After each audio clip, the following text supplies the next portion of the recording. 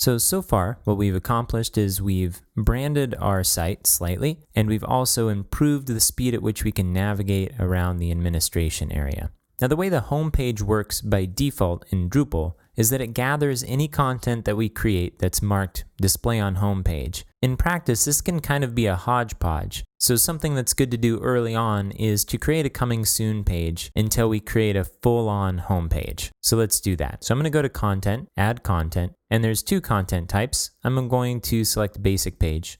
For the title, we'll put Coming Soon, and then for the body, we'll put Homepage Content Coming Soon. Now, this is the first time we've seen the content creation page, so let's walk through the different options here. Down here we have text format, and if we click, we can see that we have three different options. As we change them, let's go from basic HTML to restricted HTML. You can see that the WYSIWYG around the content changes. If you haven't heard the term WYSIWYG, it means what you see is what you get. It's basically an in-browser editor for content. We can go to full HTML, and when we do, we get this notification. We'll talk more about this notification later. But you can see that there's more options here in the WYSIWYG for full HTML than there is for basic HTML.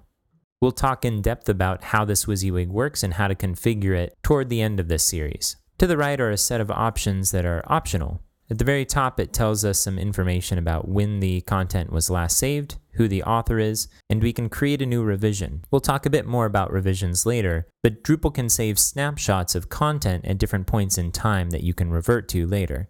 Each of these additional tabs here can be expanded. Under menu settings, we have provide a menu link. We don't need to do that here. Under URL settings, we can set a URL alias, which is the path that someone can go to in order to access this page. We'll talk more about these later. Under authoring information, we have the authored by, and it has a username and a user ID. We can change this to any user on our system, and we'll do that a little bit later. We can also set what date and time the content was authored on. And down here under promotion options, we have promoted to front page. Let's select this so we can see what happens to our home page when we have content added to it, and then sticky at top of lists. This is an option that will likely go away in future versions of Drupal, but the idea is that it's a flag to say that this content is important, and when we create lists of content, we can sort by sticky at the top first. And then finally, down here at the bottom are our options. We can save and publish or save as unpublished. So if this content isn't quite ready to publish yet, we can save it as unpublished. That means that the general public can't see that content.